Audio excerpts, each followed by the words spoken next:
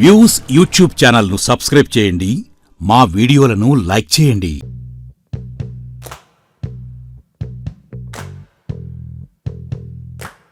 అరేయ్ ఒరేయ్ అని పిలుచుకునే రోజులకు వెళ్ళిపోతే ఎలా ఉంటుంది? స్నేహబంధాల స్థానంలో స్వార్థ ప్రయోజనాలు వేళ్ళూనుకున్న ఈ రోజుల్లో అది సాధ్యమా? సాధ్యమనే అంశం ఆగస్టు 3వ తేదీన రుజువైంది. ఈ ఏడాది అంటే 2025 ఆగస్టు 3వ తేదీన మొదటి ఆదివారం స్నేహితుల దినోత్సవం సందర్భంగా దీన్ని మేము సాకారం చేసుకోగలిగాం. అంతర్జాతీయ స్నేహ దినోత్సవం నాడు గోదావరి తీరం దీనికి వేదికైంది. అక్కడ స్నేహానికి సంబంధించిన పాటలు లేవు, సందేశాలు లేవు. అక్కడున్నదల్లా ఆప్యాయత, అభిమానం, ఆనందోత్సాహాలు. వీటికి తోడు చిన్ననాటి జ్ఞాపకాలు, సరదా మాటలు, చిలిపి చేష్టలు.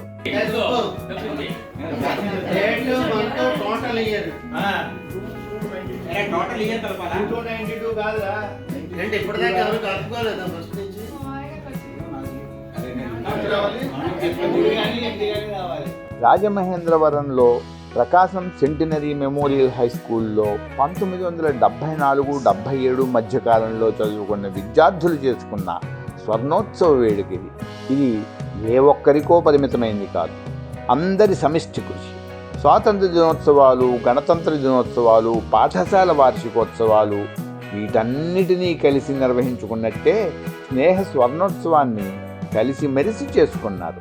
సమావేశమైన వారిలో ఒక మాజీ పార్లమెంటు సభ్యురాలు, ఒక న్యాయవాది, ఒక ప్రధానోపాధ్యాయురాలు, ఒక ఇంజనీరు, ఆరోగ్య శాఖలో ఉన్నతోద్యోగి, 2 ఇన్సూరెన్స్ ఉద్యోగులు, ఒక పాత్రికేయుడు, వైద్యాన్ని వృత్తిగా స్వీకరించి రియల్ ఎస్టేట్ రంగంలోనూ రాణిస్తున్న ప్రముఖుడు, ఒక ఫైనాన్స్ వ్యాపారి, రాష్ట్ర ప్రభుత్వ ఉద్యోగి, ONGC ఉద్యోగి, ఒక అర్చకుడు, యోగాభ్యాసకుడు, ఇలా అనేక మంది ఉన్నారు.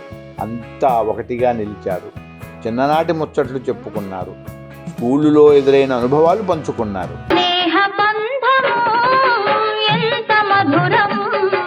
ఫ్రెండ్స్ కుటుంబాలు కూడా ఈ కార్యక్రమంలో పాలు పంచుకుని పనుల్లో చేదోడు వాదోడుగా నిలిచారు. సందడిగా తిరుగుతూ ఫ్రెండ్స్ పంచుకునే అనుభవాలను వింటూ గడిపేశారు. అందరూ తమ అనుభవాలను పంచుకున్నారు. స్నేహమే నా జీవితం, స్నేహమేరా శాశ్వతం. మాజీ పార్లమెంటు సభ్యురాలు అత్యంత సాధారణంగా స్నేహితులతో కలిసిపోవడం వారికి ఆనందాన్ని కలిగించింది. రిటైర్డ్ ప్రధానోపాధ్యాయురాలు పద్మావతి స్నేహితులందరికీ ఫ్రెండ్షిప్ బ్యాండ్స్ కట్టి కీ చైన్స్ బహుకరించారు. ఈ 50 ఏళ్ల సందర్భాన్ని ఒక పండుగలా చేసుకుని తీయని జ్ఞాపకాలను మది నిండా నింపుకొని ఆనందంగా వెనుతిరిగారు. కొంతమంది తమకు పాఠాలు బోధించిన తెలుగు మాస్టారు లొల్ల విశ్వమోహన్ రావు గారింటికి, డ్రిల్ టీచర్ సత్యవతి గారింటికి వెళ్ళి వారి ఆశీస్సులు తీసుకున్నారు.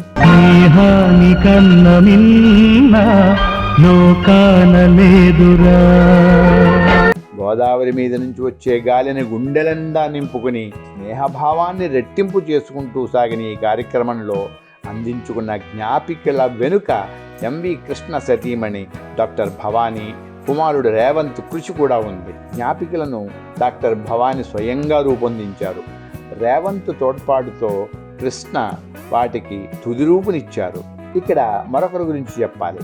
అతనే CH శ్రీనివాస్. ప్రతి పనిలోనూ నా వెంట ఉండేవాడు. రాజమండ్రిలో ఉన్న స్నేహితులను కలుసుకోవడంలో కీలక పాత్ర అతనిదే. స్వర్ణోత్సవంలో శ్రీనివాస్ సతీమణి, అబ్బాయి, కోడలు కూడా మాతో కలిసిపోయారు. ఫోటోలు తీస్తూ అవసరమైనవి అందిస్తూ సహకరించారు. ఎక్కడో పుట్టి ఎక్కడో పెరిగి ఇక్కడే కలిశాము, చదువులమ్మ చెట్టు నీడలో. మురళీమోహన్ ఈ కార్యక్రమానికి సంబంధించిన ఫ్లెక్సీలను అందజేశారు. ఈ కార్యక్రమం వెనుక సమిష్టి కృషి ఉంది, అందరి తోడ్పాటు ఉంది. అందుకే విజయవంతమైంది. స్నేహం పేరు వినగానే గుర్తు రావాల్సింది అవసరం కోసం స్నేహం చేసే పంచతంత్రం కథలు కాదు. శ్రీకృష్ణ కుచేలులు, బాపు రమణలు, నన్నయ్య నారాయణ భట్టు, శ్రీకృష్ణుడు అర్జునుడు. స్నేహ స్వర్ణోత్సవంలో పాల్గొన్న వారందరిలోనూ వీరందరి పోకడలు ఉన్నాయి, వీరందరి రక్షణాలు ఉన్నాయి. ఇదంతా ఒకటైతే ఈ కార్యక్రమానికి పునాది ఎప్పుడు పడిందనేది మరొక ఎత్తు. ఇది కదా అసలు మజా ఇచ్చే కథ. నేను రాజమండ్రి ఈనాడులో పనిచేస్తున్న రోజుల్లో మాటది. 1998 అనుకుంటా. ఒకరోజు నా భార్య వైజయంతిని తీసుకుని తెలుగు విశ్వవిద్యాలయం నుంచి బొమ్మూరు వైపు వస్తుండగా వెనకాల నుంచి సుబ్బు సుబ్బు అంటూ ఎవరో పిలిచినట్లు వినిపించింది. ఆగాను. ఆ వ్యక్తి దగ్గరకు వచ్చాక గుర్తుపట్టా. నా హై స్కూల్ మేట్ మల్లికార్జునరావు. ఇక్కడ మొదలైంది రెండో దశ స్నేహం. వాడు తరచూ కలిసేవాడు. నేను హైదరాబాద్ వెళ్ళిన తర్వాత మల్లికార్జున్ నుంచి ఫోన్, రేయ్ కేశాప్రగడ శ్రీనివాస్ కలిశాడురా అని. అప్పుడు నా మదిలో మెదిలిన ఆలోచనే ఫ్రెండ్స్ రీయూనియన్. అప్పటి నుంచి పరిశోధించుకుంటూ నా ఈనాడు పరిచయాలను ఉపయోగించుకుంటూ ఒక్కొక్క క్లాస్మేట్ని కనిపెట్టగలిగాం. స్వర్ణోత్సవం నాటికి కలుసుకున్న క్లాస్మేట్ సంఖ్యాబలాన్ని 30కి పెంచుకున్నాం. అందరూ ఒకసారి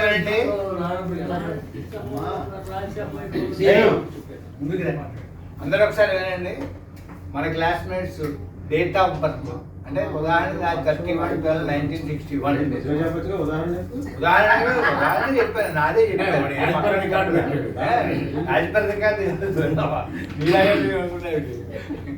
ఇప్పుడు మొత్తం 31/12/1961 మొత్తం కూడితే 3 కానీ 8 కానీ రావాలి. అలా ఎవరైనా వస్తే చెప్పండి. మీ చెప్పండి.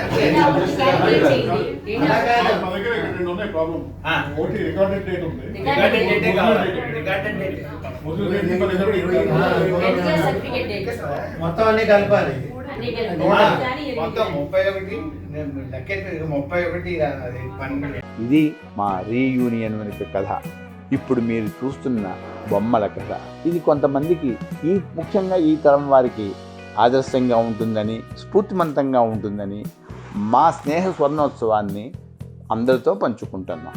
నమస్కారం. తో పాటు నేను ఎలా ఫీల్ అవుతానంటే ప్రతి ఇంట్లో కూడా హస్బెండ్ అండ్ వైఫ్ బెస్ట్ ఫ్రెండ్స్గా ఉండాలి. అది ఎందుకంటే నిరంతరం జీవితకాలం నడుస్తుంది. అది మన ఇంట్లోనే ఉంటాం, మనము కొట్టుకుంటాం. ఎవరు అందరిళ్ళల్లో అందరికీ తెలిసిన దెబ్బలాడుకొని కుటుంబమే ఉండదు మనకు అసలు. కానీ ఆ ఫ్రెండ్షిప్ అది వేరు. అది దేవుడు ఇచ్చిన బంధంలాగా. ఇది మీ అంతటి మీరు ఏర్పరచుకున్న బంధం. అందుకనే మనకి కథల్లో చెప్పినా కూడా కృష్ణుడు కుచేలుడు చెప్పిన ఫ్రెండ్స్లో దుర్యోధనుడు కర్ణుడు చెప్పచ్చు, కానీ అది చెడ్డ స్నేహం. చెడ్డ స్నేహం వల్ల ఎలా పాడైపోతాడని అది చెప్పారు. మంచి స్నేహం వల్ల ఎలా ఉంటారనేది మనకి ఇది చెప్తారు. అందుకని స్నేహాన్ని మించింది లేదు అని చాలామంది ఇచ్చిన కొటేషన్స్, పాటలు అన్నీ మీరు సినిమా పాటలు కూడా వింటారు. ఎక్కడో పుట్టి ఎక్కడో పెరిగి ఇక్కడే కలిసాము, చదువులమ్మ చెట్టు నీడలో అంటారు. అట్లా మీ అందరూ ఎక్కడెక్కడో, ఒక్కొక్కళ్ళు కోటీశ్వర్ల కుటుంబాల్లో పుట్టారు, ఒక్కొక్కళ్ళు నార్మల్ ఫ్యామిలీస్లో పుట్టారు, ఒక్కొక్కళ్ళు ఎడ్యుకేటెడ్ ఫ్యామిలీస్లో పుట్టినా కూడా ఆ స్కూల్ అనే దాంట్లో మీరు పెరిగిన సంస్కారం ఉంటుంది. అక్కడ అందరూ మనం ఫ్రెండ్స్ అనుకుంటాం, కానీ ఎవ్వరు కూడా ఇక్కడ ఇంత కోట్లు ఉన్నాయి, నేనేంటి పెద్ద వీడితో కలిసేది అనేది ఎవ్వరు అనుకోరు. మీకే తెలుసు ఎవరు మీలో ఎంతెంత అంటే సంపన్నులో, ఎవరు నార్మల్ వాళ్ళు అందరికీ తెలుసు. అన్ని రకాల వ్యాపారాలు చేసేవాళ్ళు ఉన్నారు, సాధారణమైన వాళ్ళు ఉన్నారు. అందుకే స్నేహం అనేది ఇలాంటి కలయిక ఎప్పుడు ఇవాళ మీరు కలిసిన తర్వాత మళ్ళీ మీకు ఇది ఒక 10 ఏళ్ళు బెస్ట్ ఎనర్జీగా ఉంటుంది. మేము కూడా అలాగే మా క్లాస్మేట్